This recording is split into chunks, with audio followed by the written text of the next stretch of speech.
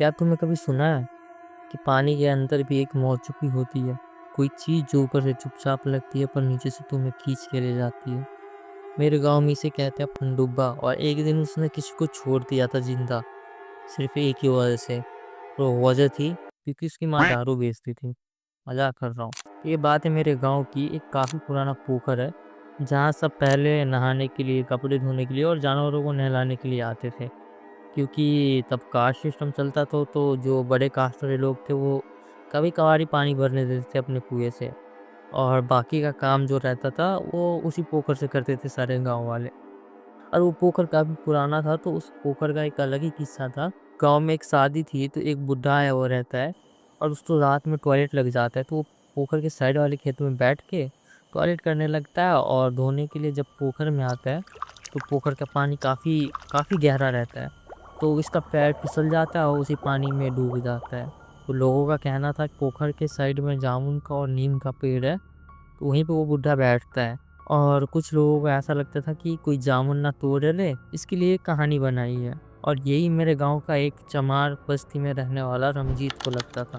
वैसे उसके घर में उसके बड़ा भाई जो जंगल में जाके लकड़ी तोड़ता था घर चलाने के लिए और उसके माँ-बाप दारू बेचते थे और ये घर का काम करता था लाइक बकरी चराना, कपड़े धोना और जो भी बेसिक चीज़ें होती है। एक दिन रामजीत उसी पोखर में कपड़े धोने के लिए जाता है और वहाँ काफ़ी लोग रहते हैं तो एक कोने में जाकर वो कपड़े धोने लगता है। थोड़ी देर बाद वो देखता है कि सारे लोग चले गए हैं वहाँ से और एक ही वहाँ पर भैंस नहलाने के लिए उसी का गाँव वाला रहता है। तो ये कपड़े-वपड़े सुखाने के लिए घास पे डाल देता है और सोचता है कि मैं तब तक नहा लेता हूँ। और तब तक ये देखता है तो वो भैंस वाला भी चला गया रहता है। और एक बुड्ढा रहता है जो धोती कुर्ता पहने रहता है और वही जो नीम का और जामुन का पेड़ रहता है, उसी तरफ से इसको घूरता रहता है। तो इसको थोड़ा अजीब लगता है और डर भी लगता है कि ये अकेला ही रहता है। तब देखते हैं ये बुड्ढा के पोखर की तरफ वो आ रहा है और अपना धो लेता है और चला जाता है। तो ये इग्नोर कर देता है और पानी के अंदर चला जाता है नहाने के लिए। थोड़ी देर बाद में वो जब नहा के किनारे की तरफ आ रहा होता है, तभी इसके पैर में कुछ लगता है। तो इसको लगता है कि मछली होगा क्योंकि उस पोखर में मछली भी पाला रहता है। इग्नोर कर देता है और किनारे की तरफ तैरते हुए आता रहता है। तभी इसको लगता है कि इसके पीछे कोई पानी में कूदा है। तभी ये पीछे देखता है और कोई नहीं, वही सेम बुड्ढा पानी के आधे पैर मतलब आधा शरीर उसका पानी के ऊपर है और आधा शरीर पानी के नीचे है, जिससे कि वो पानी में खड़ा हो। और वो पानी वहाँ पे इतना गहरा रहता है कि 10 से 12 फीट का बंदा भी वहाँ पे डूब जाए ऐसा। और वो वहाँ पे खड़ा रहता है। और ये जो रामजीत रहता है ये डर के मारे किनारे की तरफ तैरने लगता है। तभी इसको लगता है कि इसका पैर किसी ने पकड़ लिया है और गहरे पानी की तरफ खींचते हुए ले जा रहा है। तभी हाथ पैर मारने लगता है, चिल्लाने लगता है बचाओ बचाओ, लेकिन वहाँ पर सुनने वाला कोई नहीं रहता। और इसको तभी पानी के अंदर ले जाता है और वो पनडुब्बा इसको डुबा देता है वहीं। उसके थोड़ी देर बाद में जब ये बेहोश होके किनारे पे आ जाता है, जो पोखर वाला रहता है वो 2-3 बंदे के साथ आता है पोखर में देखने के लिए कोई मछली मार रहा है नहीं मार रहा। क्योंकि उस पोखर में मछली पाला हुआ रहता है। वो देखता है कि एक बंदे को किनारे की तरफ बेहोश पड़ा है और वो लोग डरते भी रहते हैं कि कोई वो भूत-वूत तो नहीं है, क्योंकि दोपहर का टाइम रहता है, पोखर में कोई रहता नहीं है और वहाँ उस पोखर का अलग ही कहानी था। तो उसमें से एक बंदा कहता है कि भाई ये तो दारू वाले का बेटा है।